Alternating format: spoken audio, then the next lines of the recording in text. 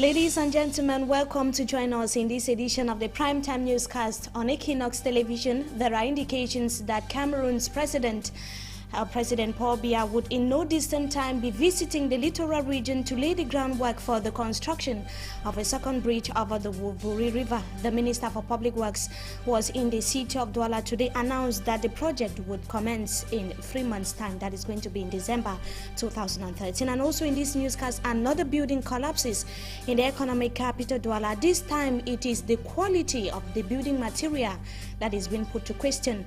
These are headlines, details and more just in a moment.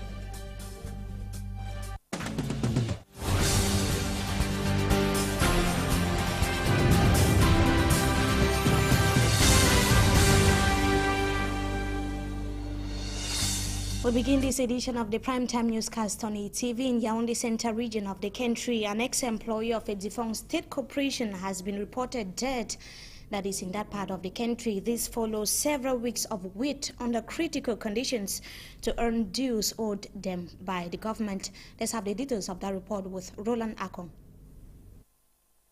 Father, you have said in your word in Psalm 20 that you fulfill our promise. These are the ex-employees of some defunct state corporations in Cameroon. The senior citizens sit for long hours under the scorching heat of the sun, sleep in open air, just to earn dues owed them by the government. They describe to us as too critical their condition. Father, you have said in your word in Psalm 20 that you fulfill our promise. Indeed, it needs God's intervention. They all covered long distances to Yaoundé. Some confess to us they will not be able to go back to their regions as government is unable to pay their complete dues. Unable to bear the critical condition, one of them reportedly died in Yaoundé Tuesday. Critics have described as a pity the treatment that the Biya government is giving to the retired senior citizens of Cameroon. And here in the country's economic capital, Douala, a story building at the Ndokpasi neighborhood, that is in the Douala Free Municipality, has collapsed. The 6-story building, which has been under construction for over 4 years, was erected in a swampy area, but locals have testified that a feasibility study was carried out by experts before work started at the site. Some locals have equally put to question the quality of material used for the construction of the said building. And a fatal road accident along the Douala-Nkonsamba highway has claimed the lives of 3 persons. The incident unfolded after a head-on collision between a heavy-duty truck and a fuel tanker. The fuel tanker, which was heading to the west region of Cameroon, is said to have poorly negotiated a bend. The 3 victims died on the spot and 5 other persons were seriously injured. The wounded victims were ferried to the hospital for medical attention. And they were rescued by elements of the firefighting brigade of Konsamba, who immediately rushed to the scene in the wake of the announcement of the incident. Meantime, there are indications that the head of state would be in the economic capital Douala. That's going to be in no distant time to lay the foundation for the second bridge over the Vuri River. The Minister for Public Works was in the economic capital Douala today to check the level of works at the Tribune to host the launching ceremony. Patrice Ambasala expressed satisfaction at the level of work done, but equally called on the various contractors to hasten up before the works or the launching of the second bridge over the Vuri River has actually taken place. Eto Rosalie Fleur was part or trailed the minister who was in the economic capital Douala today and now fighting. This is practically the second time we are having 2 top government officials coming to visit and take the level at which works had gone. First was the assistant director at the civil cabinet of the presidency, and right now we are having the Minister for Public Works. The minister made a close to 20 minutes visit, stopping at every corner of the Tribune where the floor has been painted anew and broken sections have been changed or simply remade.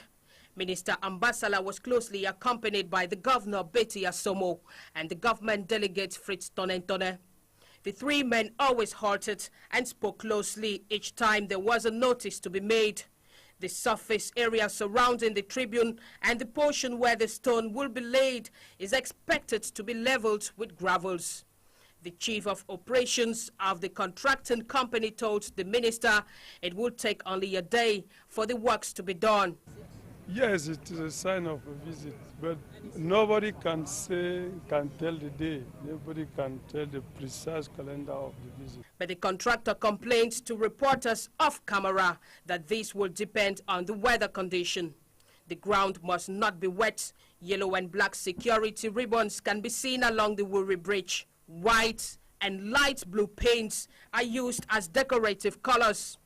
Workers are increasing the lengths and replacing the cross iron bars, which have been unable to stop vehicles from falling into the Wuri River. Now, we spoke to the head of the company, and he made us to understand that they should be done with the works between midnight and Thursday morning. The president might be here any moment from now because there are piles of red carpets.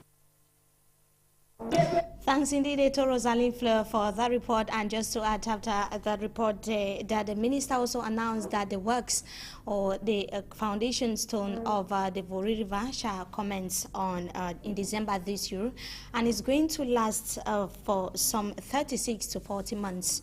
And here in the economic capital Douala, or rather, we talk now about campaigns ahead of the country's municipal and legislative elections built for the 30th of September 2013.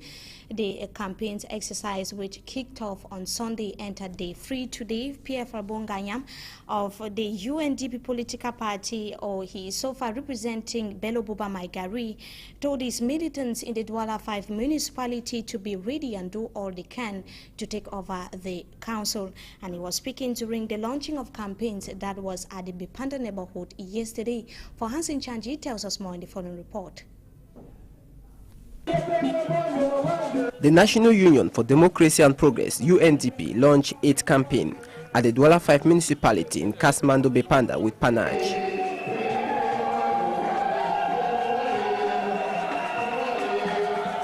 Representing party's president Bello Buba Maigari, UNDP Senator Pierre Flambongayam, spokesman of the candidate running for the legislative and municipal elections, said the UNDP is out for a battle that it must win.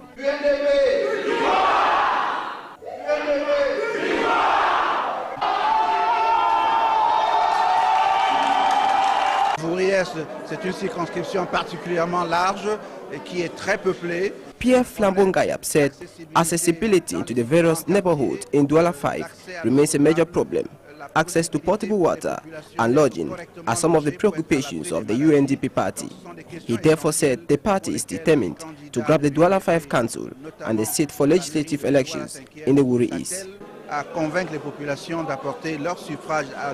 The launching of campaign in this area by the UNDP party Monday paved the way for the party to extend their ideologies to other areas of the Douala 5 municipality.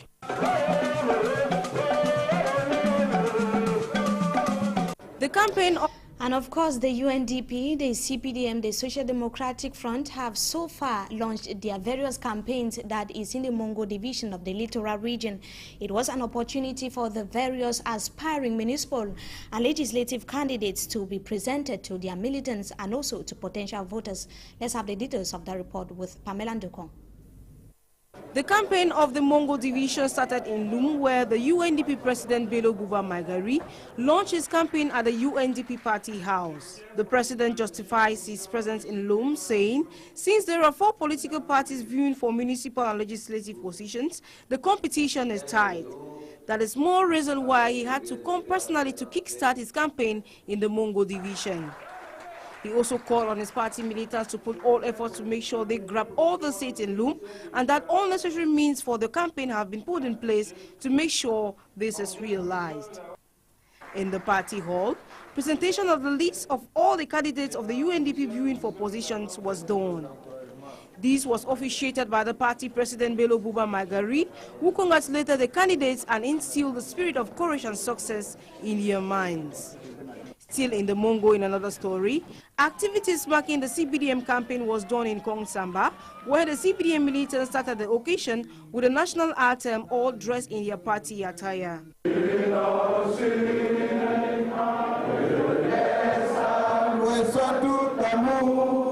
At the CPDM hall, David Etame Masoma, the chair of this occasion, presented to the population the CPDM candidates of the Mongo, encouraging them to make sure they grab all the seats. In his speech, he prescribed a door-to-door campaign and also recalled the message of the party, saying hatred and lies will not build the town, and called the inhabitants of the Kongsamba not to let themselves to be deceived by other candidates.